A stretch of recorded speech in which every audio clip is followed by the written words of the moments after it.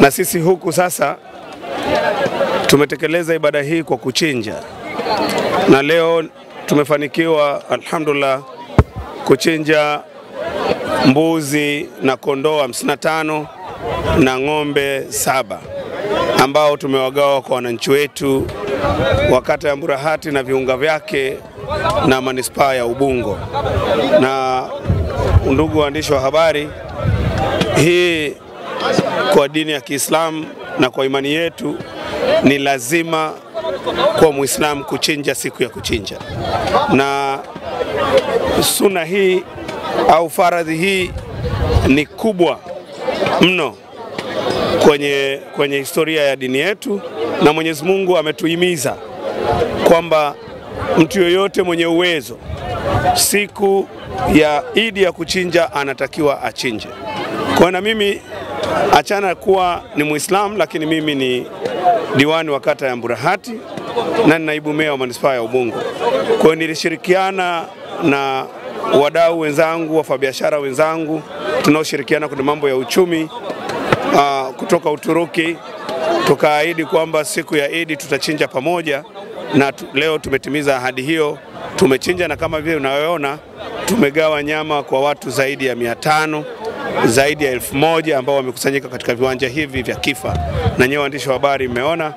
Lakini tunamuomba Mwenyezi Mungu pia na wenyewe wajaliwe, ili kwamba Idi inayokuja na wenyewe wapate fursa ya kuchinja mnyama na wanuie manuizi yao ambayo yatatekelezwa au yatasikilizwa na Mwenyezi Mungu kwa kupitia kuchinja. Mimi kama mwanasiasa pia ni kuwaasa wa Tanzania tufanye uchaguzi kwa amani. Tufanye uchaguzi kwa amani, nchi yetu ni amani. Amani hii iliyopo ni tunu kubwa sana kwetu. Watu wengi wanaweza wakafikiria ni rahisi ku-maintain amani iliyopo. Mimi bahati nzuri kupitia nafasi yangu ya biashara na ujasiriamali ninaofanya, nimetembea nchi nyingi sana duniani, na pia nimeona mambo mengi yakifanyika. Kwa hiyo kutokana na hilo, ninawaomba Watanzania wote kwa kweli wahakikishe amani inatekeleza, wanaienzi kwa vitendo, na uchaguzi siwe sehemu ya kutugombanisha na kututenganisha.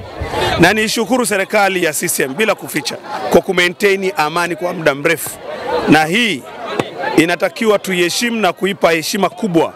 Waandishi wa habari nyenye ni mashahidi, mmeangalia kwenye vyombo vya habari vita kila eneo. Nchi zote zinazozunguka hapa zina vurugu, zina instability ya kisiasa, lakini sisi tuna stability ya politics, na inatuwezesha kufanya shughuli mbalimbali. Kwa hiyo tuheshimu mamlaka iliyopo, kwa sababu ndio ime-maintain amani. Na ndio maana siku ya Idi ya kuchinja tumemweka Mama Samia ambaye ni kiongozi. Dr. Samia ndio rais wa Jamhuri ya Muungano wa Tanzania. Yeye ndio amiri jeshi mkuu wa majeshi ya ulinzi na usalama. Tunapoongelea amani ime-maintain Tanzania, maana yake tunamwongelea Samia. Kwa hiyo tukimwongelea Samia katika shughuli yote ya kijamii ni vyema tumweke, kwa sababu yeye ametuwezesha sisi kukusanyika hapa. Pangelikuwa hakuna amani tusingeweza kukusanyika hapa. Mimi ninasema maendeleo yoyote mwanadamu atayafanya. Kwa mfano, waandishi wa habari, hakuna mtu amekataza wewe kufanya biashara, hakuna mtu amekufanya wewe kulima, hakuna mtu amekataza wewe kufanya uandishi wa habari, lakini pakiwa hakuna amani huwezi kufanya chochote kile. Kwa hiyo tunasema kuendeleza na kufikia hatua ya kwenda kwenye uchaguzi, mimi ni wasii wa Tanzania waachane na propaganda zozote za wanasiasa ambao wanataka wanaopewa ni wengi lakini wanaotoka ni wachache, wanaotaka nafasi za kiserikali na kumiliki dola kwa kusema kwamba wanaweza wakaja kusaidia watu au wakafanya kitu chochote au wakaanza kuanzisha vurugu ili kwamba pakawepo na instability ya kisiasa na kwa wao kupata fursa ya kutawala. Jamani, hao watu tuwapuuze. Tu-maintain umoja wetu na tu-maintain amani yetu. Madaraka ni Mungu anayetoa.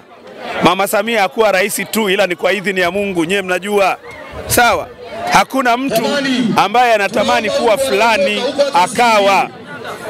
Hii matamanio ni jambo moja na kuwa ni jambo lingine. Kama Mwenyezi Mungu hajabariki huwezi kuwa. Ukitamani kuwa rais wa Jamhuri ya Muungano wa Tanzania, kama Mungu hajaamua huwezi kuwa. Kwa hiyo tumuache Mama Samia atawale na tumpe support hata kwenye uchaguzi. Na mimi niseme tumpe tena miaka mingine mitano, kwa sababu Mungu amemweka yeye, Mungu amemweka Mama Samia madarakani. Kwa hiyo kilichowekwa na Mungu lazima wanadamu tukiheshimu. Na mimi ni wasi wa Tanzania kabisa, tuheshimu serikali hii, maana hii serikali imetokana na Mungu. Hiyo ni jambo la wazi. Mtu yoyote mwenye imani, aidha awe Mkristo awe Muislamu, anajua mambo mawili.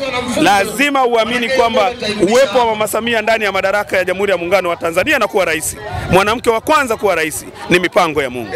Na kama ni mipango ya Mungu, sisi wanadamu hatuwezi kuiharibu hiyo mipango. Hii mike yangu hapa Swahili, mimi napenda sana. Hii Afrika hapa zote number 1 in Tanzania. Kweli kabisa yani, number 1. Hii Tanzania, Afrika ni zote number 1. Umeelewa? Lakini hii Tanzania zuri kabisa. Hii people, hii hapa rafiki yangu zote, yani moyo zuri kabisa yani. Mimi napenda sana in Tanzania. Mimi toto ipo mbili in Tanzania. Mimi sasa hivi sio mzungu yani. Umeelewa? Hii kaka Yusufu, hii hapa saidia sana, shukrani kabisa huyo. Hii hapa kaka Alimi, hii hapa Jimje hapa Mbuzi Mba, hii nzuri kabisa. Hii saidia sana in Tanzania. Tanzania zuri kabisa. Mashallah. Hakuna matata in Tanzania. Hakuna matata.